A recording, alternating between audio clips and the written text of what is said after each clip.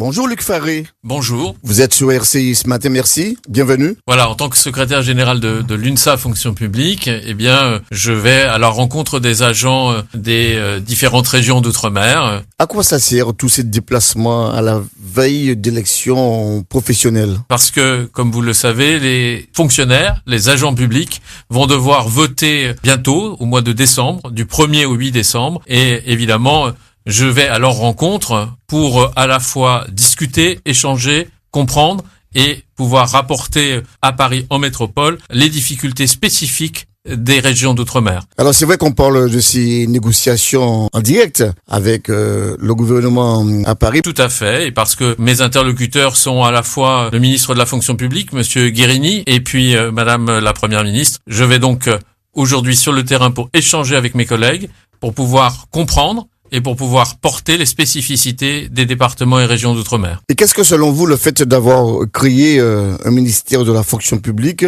va ou a changé pour les agents de la fonction publique? Le fait d'avoir un ministère de plein exercice? Oui, parce que c'est bien mieux qu'un ministère, un secrétariat d'État ou un ministère chargé des comptes publics. Parce que les agents publics, c'est 5,5 millions de personnes et grâce à eux, le pays, l'ensemble du pays fonctionne et a un service public de qualité, gratuit, il faut bien le rappeler, et c'est essentiel pour notre pays et pour chaque habitant du pays. Donc je reviens à la question, qu'est-ce que ça a changé pour un fonctionnaire aujourd'hui? Bien, ça nous permet d'aborder toutes les questions de statut, la fonction publique, tout ce qui va permettre aux agents d'être bien dans leur métier et pour nous, ça dépasse la question des coûts.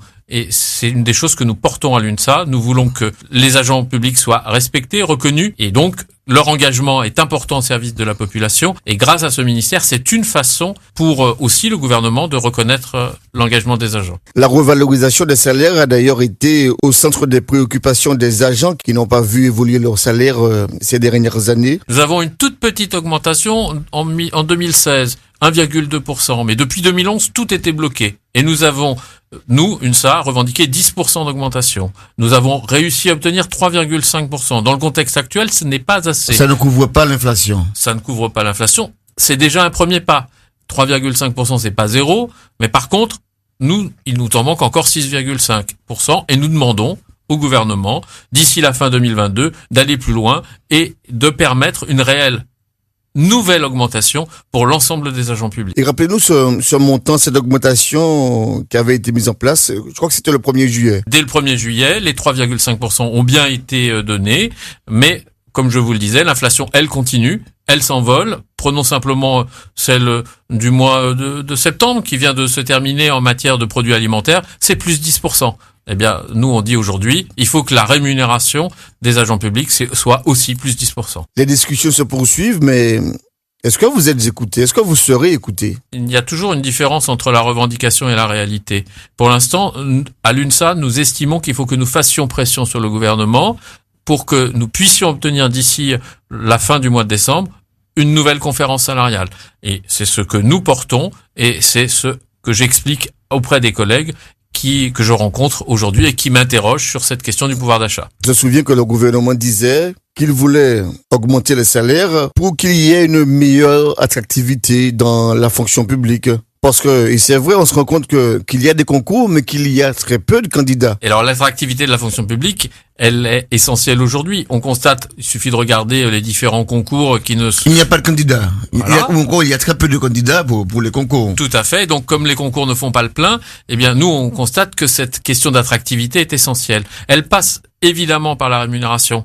Et pour nous, c'est un élément clé. Mais c'est pas seulement par la rémunération, elle passe aussi par une amélioration des conditions de travail, de la qualité de vie au travail. Et ce sont aussi des revendications que nous portons aujourd'hui.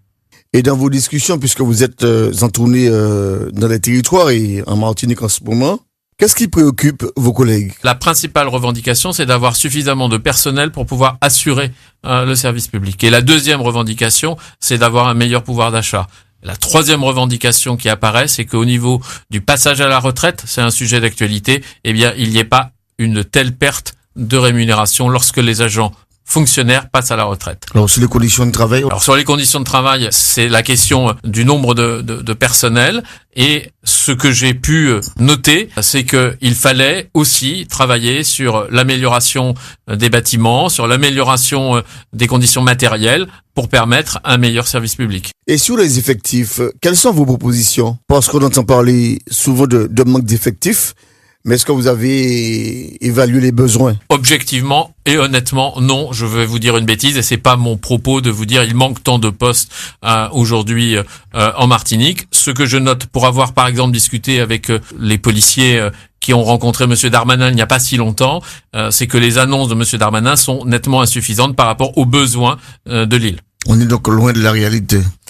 Voilà, tout à fait. Je pense qu'il faut que le gouvernement aille plus loin encore que ce qu'il a envisagé. Pour la première fois, le gouvernement envisage, première fois depuis la première élection d'Emmanuel Macron, d'avoir des créations d'emplois dans la fonction publique. On parle de 10 000 prévus en plus dans le budget, et il en faudra un certain nombre pour la Martinique. Et aujourd'hui, en Martinique, dont on connaît et dont chacun connaît les difficultés du coût de la vie, eh bien, c'est encore plus prégnant qu'en métropole. Alors c'est vrai que vos déplacements dans les territoires d'outre-mer sont très attendus avec des fonctionnaires qui espèrent encore voir leurs revendications aboutir, puisque vous dites être en négociation directe avec des membres du gouvernement, avec votre ministère de tutelle. Alors, mon objectif, et c'est le message que je porte ici, c'est à partir de tout ce que je peux entendre, tout ce qui m'est compté, rapporté, pouvoir revenir face à Stanislas Guerini, face à la Première ministre, et pouvoir porter les demandes importantes pour le service public, en l'occurrence en Martinique, puis en Guadeloupe, puis à la Guyane, à la Réunion et à Mayotte. Alors dites-nous les premiers échanges que vous avez eus avec Stanislas Guerini. Est-ce que ça laisse entrevoir des perspectives positives pour que les revendications aboutissent? Alors les premiers échanges que nous avons eus ont porté sur d'autres sujets, en particulier sur les questions de pouvoir d'achat et puis sur la rémunération générale, auquel le gouvernement envisage une réforme en 2023. Et nous serons extrêmement attentifs à l'UNSA pour qu'il n'y ait pas de perte de rémunération pour aucun agent et qu'il n'y ait que des gains partout. Eh bien, écoutez, Luc Ferry, merci pour votre passage chez nous. Bon courage. Merci à vous. Très bonne journée. Bonne journée à vous. Un entretien quand vous avez la possibilité de réécouter sur le site rci.fm. Et Vincent, on se retrouve demain. Je vous souhaite une excellente journée.